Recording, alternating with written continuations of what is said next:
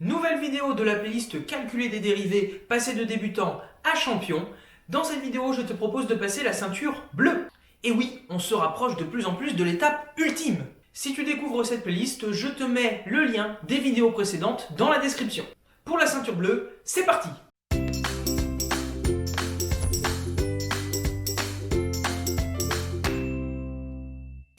Alors voici deux fonctions dont je donne l'expression. Alors on suppose pour toutes les deux qu'on travaille sur un intervalle sur lequel ces deux fonctions sont définies et dérivables. Et la question qu'on va se poser, c'est toujours la même, c'est que vaut f' de x? Eh bien attaquons la première qui va nous servir d'échauffement.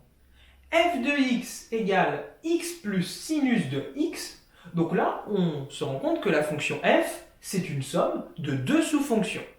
Ainsi, pour calculer f' de x, on va additionner les expressions dérivées de chacune de ces sous-fonctions. La dérivée de x, c'est 1. Et donc, on va additionner avec la dérivée de sinus de x qui vaut, il faut la connaître, cosinus de x. On l'a vu dans la vidéo précédente sur la ceinture verte. Ainsi, f' de x est égal à 1 plus cosinus de x. Eh bien, il faut quand même garder en tête que ce qu'on a utilisé pour calculer f' de x, c'est la première ligne de ce tableau, qui nous dit que si on a une fonction du type u plus v, c'est-à-dire une somme de deux sous-fonctions u et v dérivables, eh bien f' est égal à u' plus v'. En effet, ici, la fonction f, c'était bien une somme de deux sous-fonctions. Qui jouait le rôle de u? Eh bien, c'était la fonction qui avait pour expression x, et qui jouait le rôle de v? Eh bien, c'est la fonction v qui a pour expression sinus de x, c'est-à-dire la fonction sinus. Eh bien, pour obtenir f' de x, on a bien vu que la dérivée de la fonction u avait pour expression 1. Ici, on a donc d'une certaine manière l'expression de la fonction u', et de la même façon, la dérivée de la fonction sinus a pour expression cosinus de x, donc là, on reconnaît bien l'expression de la fonction v'. Même si ce calcul était donc devenu pour toi d'une certaine manière naturel, il faut quand même toujours garder en tête les résultats qu'on utilise. Et de la même façon, on a aussi une autre propriété qui nous dit que si on a une fonction f du type k fois u, où k désigne une constante réelle et u une sous-fonction dérivable, eh bien f' est égal à k fois u'. C'est pour ça qu'à chaque fois, on dit que quand on a une constante par laquelle on multiplie, eh bien on la conserve et on multiplie par la dérivée de la sous-fonction qui lui est associée par la multiplication. Regardons maintenant le deuxième exemple, et tu vas vite comprendre pourquoi j'ai à nouveau insisté là-dessus. f de x égale x fois sinus de x. Et bien là, la fonction f, je peux voir que c'est un produit, je peux faire apparaître le signe multiplié ici, et oui, c'est un produit de deux sous-fonctions. La fonction qui a pour expression x et la fonction qui a pour expression sinus de x. Donc finalement, je ne suis ni dans le premier cas du tableau, ni dans le deuxième. On ne peut donc pas calculer la dérivée de cette fonction en l'état. Mais on va rajouter une nouvelle ligne à ce tableau qui va nous permettre d'y parvenir. Cette troisième ligne est la suivante. Si f est du type u fois v, où u et v désignent deux sous-fonctions qui sont dérivables, eh bien f' sera égal à u' fois v plus u fois v', où u' et v' désignent les dérivées des fonctions u et v. Ainsi, on se rend compte que quand on doit dériver une fonction qui est un produit de sous-fonctions, eh bien, la dérivée, elle n'est pas si naturelle que ça. Donc on va voir maintenant sur cet exemple comment est-ce qu'on le met en pratique. Alors, on a f de x égale x fois sinus de x, et on avait dit qu'on reconnaissait effectivement un produit de deux sous-fonctions. La première sous-fonction que je peux noter u, elle a pour expression x, et la deuxième sous-fonction que je peux noter v, c'est la fonction sinus. Alors comme on voit que la troisième propriété, elle n'est pas si évidente, on voit qu'on va avoir du u' et du v', on va bien poser les choses. Pour cela, on va bien écrire déjà qu'on a reconnu que f elle était de ce type-là, c'est-à-dire que f est égal à u fois v avec u et v, deux sous-fonctions. Et ces deux sous-fonctions, eh bien, on va écrire leur expression bien à part pour pouvoir travailler avec. On écrit donc que f est égal à u fois v avec Eh bien, quelle est l'expression de la première sous-fonction u? Eh bien, c'est u de x égale x. Et la deuxième sous-fonction, c'est la fonction sinus, donc v de x est égal à sinus de x. On rajoute bien entre parenthèses un u de x et v de x, parce que là, on parle des expressions des fonctions u et v. Et d'après la propriété qu'on va chercher à appliquer, on voit que dans l'histoire, on va avoir besoin des dérivées des fonctions u et v. Eh bien, calculons-les. U de x est égal à x, donc la dérivée de la fonction u aura pour expression, eh bien la dérivée de x tout seul, c'est 1. Donc u' de x est égal à 1. De la même façon, on va aussi écrire l'expression de la dérivée de la fonction v. Et ici, on a donc v' de x égale la dérivée de sinus de x, qui est égale à cosinus de x. Et maintenant qu'on a bien préparé le terrain, on va enfin pouvoir passer au calcul de f' de x. Alors, la propriété nous dit que f', elle sera égale à u' fois v plus u fois v'. Donc, f' de x va être égal, d'abord on va écrire l'expression de la dérivée de la fonction u, qui est 1. J'écris 1 fois, c'est une multiplication qui intervient ici, fois l'expression de la fonction v, qui est sinus de x. Donc 1 fois sinus de x, plus, le symbole plus que je mets est le plus qui est ici, l'expression de la fonction u, qui est x multiplié par l'expression de la dérivée de la fonction v, c'est-à-dire par v' de x, qui vaut cosinus de x. Pour te montrer que j'ai correctement appliqué cette propriété, je peux faire apparaître les différents éléments de ce calcul. Le 1, là, c'était bien ce qui faisait référence à la fonction u'. Le sinus de x, c'était bien ce qui faisait référence à la fonction v. Le x faisait bien référence à l'expression de la fonction u. Et le cosinus de x fait bien référence à l'expression de v', de la dérivée de la fonction v. Donc j'ai bien appliqué la propriété qui nous dit que f' est égal à u' fois v plus u fois v'. Et maintenant, il ne nous reste plus qu'à simplifier l'expression obtenue.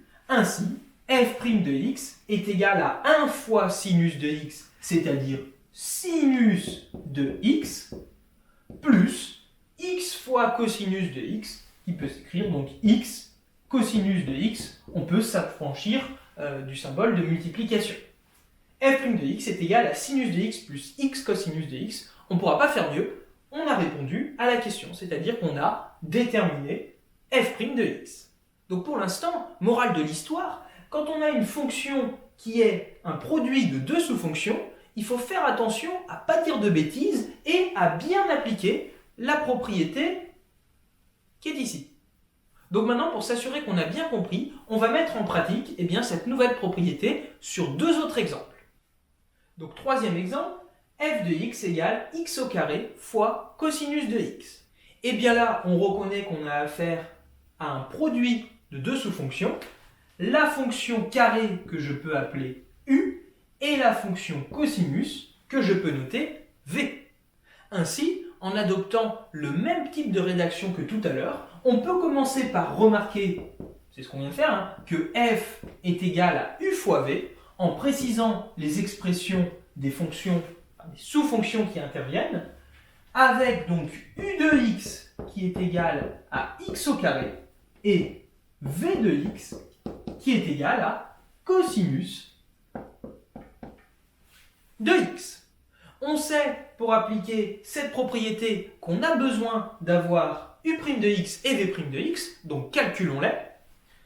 U' de x, c'est la dérivée de x au carré qui vaut 2x, et v' de x, c'est la dérivée de cosinus de x, alors il faut la savoir, elle vaut moins sinus de x. Et maintenant qu'on a bien préparé le terrain, on peut calculer f' de x qui va être égal à u' fois v, donc u' de x est égal à 2x, multiplié par, eh bien, l'expression de v, c'est-à-dire cosinus de x, et ensuite on va additionner u fois v', donc l'expression de la fonction u, x au carré, multiplié par l'expression de v' qui est moins sinus de x. Hein? Ici, on a bien l'expression de u', ici, on a bien l'expression de v, ici, on a bien l'expression de u, et ici, on a bien l'expression de v', en respectant les opérations que la propriété impose. Il nous reste maintenant à simplifier l'expression obtenue. F' de x est donc égal à 2x fois cosinus de x. Le symbole de multiplication ici n'est pas utile, donc ça nous fait 2x cosinus de x plus x au carré fois moins sinus de x, donc on se rend compte qu'on va avoir un signe moins, donc moins x au carré sinus de x. Donc là, on obtient une forme développée, on voit qu'il y a x en facteur commun, on pourrait, si on le voulait, factoriser cette expression. Ici, ce n'est pas nécessaire, on voulait déterminer une expression simple de la dérivée de la fonction f, c'est ce qu'on a fait, donc ceci termine cet exemple. Faisons encore un dernier exemple, f de x égale 2x moins 1 facteur de 3 moins x. On reconnaît encore un produit de deux sous-fonctions, la fonction u qui a pour expression 2x moins 1 et la fonction v qui a pour expression 3 moins x. On utilise le même mode de rédaction, hein. On reconnaît que f est du type u fois v, qui est u, qui est v, disons-le, avec u, la fonction qui a pour expression donc u de x égale 2x moins 1 et v de x est égal à 3 moins x. On a besoin des expressions des dérivées des fonctions u et v, calculons-les. U' de x, il faut donc qu'on détermine la dérivée de 2x moins 1. Alors là, on a une soustraction de deux sous-fonctions encore. La dérivée de 2x, c'est 2, moins la dérivée de 1. Dérivée de 1, c'est 0, donc u' de x est égal à 2. V' de x, lui, va être égal à la dérivée de 3 qui vaut 0, moins la dérivée de x qui vaut 1, donc c'est-à-dire moins 1. On peut donc passer au calcul de f' de x, qui va donc être égal à u' fois v, c'est-à-dire 2 facteurs de 3 moins x, 2 facteurs de 3 moins x. On fait bien attention, hein, c'est u' qui multiplie v tout entier. Les parenthèses ici sont donc indispensables. On continue, plus u fois v', c'est-à-dire 2x moins 1 fois moins 1, facteur de moins 1. 2x moins 1 multiplié par moins 1, encore une fois. V' multiplie u tout entier. Ces parenthèses-là sont donc indispensables. On va simplifier cette expression et puis on va essayer de la développer au maximum pour avoir une expression un peu propre. Donc, alors ici, 2 facteurs de 3 moins x, eh bien on peut distribuer le 2. 2 fois 3, ça fait 6, moins 2 fois x, 2x. Ensuite, plus 2x moins 1, facteur de moins 1, eh bien on peut multiplier par moins 1 ce facteur et puis on s'occupera de l'addition dans un second temps. Donc ça va nous faire plus 2x fois moins 1, ça veut dire moins 2x. Et moins 1 fois moins 1, plus 1. Ça nous donne donc 6 moins 2x. On a un signe plus devant un groupe de parenthèses, c'est-à-dire que ces parenthèses ne sont finalement pas indispensables. Donc ça nous fait moins 2x plus 1. J'ai réécrit ce qu'il y avait dans la parenthèse. Ainsi, eh bien, on peut regrouper les termes en x ensemble. Moins 2x, ça fait moins 4x. et regrouper les termes constants, 6 plus 1 plus 7. Ainsi, f' de x est égal à moins 4x plus 7.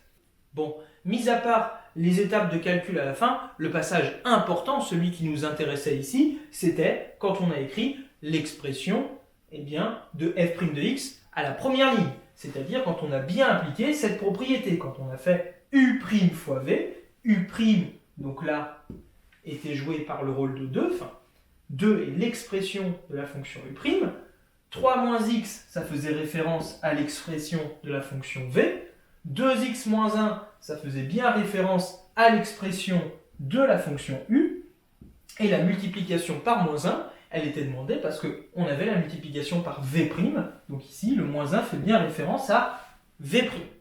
Donc dans cette vidéo, on a vu un nouveau type de ce que j'appelle moi les architectures de fonctions. Si on a une fonction qui est du type u fois v, qui a pour architecture un produit de deux sous-fonctions, eh bien l'architecture de sa dérivée, ce sera u'v plus uv'.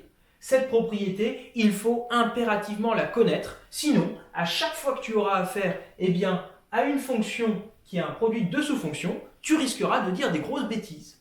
Et à titre indicatif, sache quand même que f égale k fois u, c'est un cas particulier du type f égale u fois v, qui se produit dans le cas où v est joué par une fonction constante.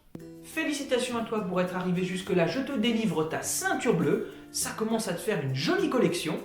Je t'invite à faire l'exercice associé avant de passer à la suite, et je te donne donc rendez-vous à la prochaine étape, c'est-à-dire à la ceinture marron.